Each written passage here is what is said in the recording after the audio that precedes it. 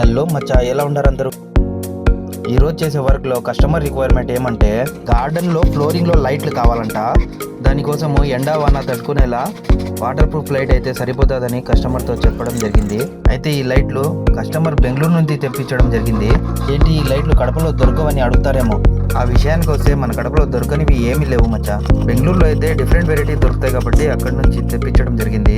సరే మచ్చా, ఇప్పుడు పని విషయానికి వస్తే ఫస్ట్ మనము లైట్ సేఫ్టీ కోసము 4 ఇంచ్ పైపు దానికి సరిపోయేమైనా కట్ చేసుకున్నాము. లైట్ కు సరిపోయేమైనా గుంత తవ్వుకున్నాము. కేబుల్ భూమిలోంచి ఎక్కడి నుంచి వచ్చిందిరా అనుకోవచ్చు మీరు. గార్డెన్ రెడీ చేసేటప్పుడే భూమిలో పరుచుకున్నాం మేము కేబుల్ బయటికి కనబడితే బాగుండదు కాబట్టి పైప్ కింద నుంచి తీసుకోవడం జరిగింది.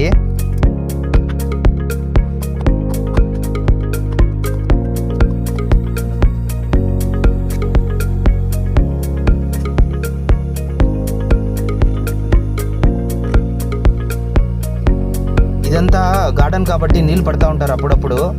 అయితే జాయింట్ల కాడ నీళ్లు పోయి షార్ట్ అయ్యే ఛాన్స్ ఉంటుంది కదా అని అడగచ్చు మీరు. అలా షార్ట్ అవ్వకూడదు అనేసి 4 ఇంచ్ పైపు పెట్టడం జరిగింది. అయితే కనెక్షన్ అంతా ఇచ్చేసిన తర్వాత లైట్ బాడీ కనబడకుండా భూమిలో అంతా బూడ్చేసాము. నేను ఒక్కరినే కాదు మచ్చా, మా మేసి కూడా నాతో పాటు పనిచేస్తున్నాడు. ఎందుకంటే ఒక లైట్ కాదు మచ్చా, గార్డెన్ అంతా కలిపి 9 లైట్ వేసాము. చుట్టూ 8 లైట్లు వేసి మధ్యలో ఒక లైట్ వేయడం జరిగింది. ఇప్పుడు అన్ని లైట్లు కనెక్షన్ ఇచ్చేసి ఆన్ చేయడం జరిగింది. లైట్లు ఆన్ చేసినాక ఇప్పుడు మీరు చూడొచ్చు, ఆ లైట్లు వెలుగుతా అంటే మచ్చా గార్డెన్కి ఒక కళ వచ్చినట్టుంది. ఈ వీడియో కనుక మీకు యూస్ఫుల్ అనిపించి ఉంటే లైక్ చేయండి, షేర్ చేయండి, కామెంట్ చేయండి. Please subscribe.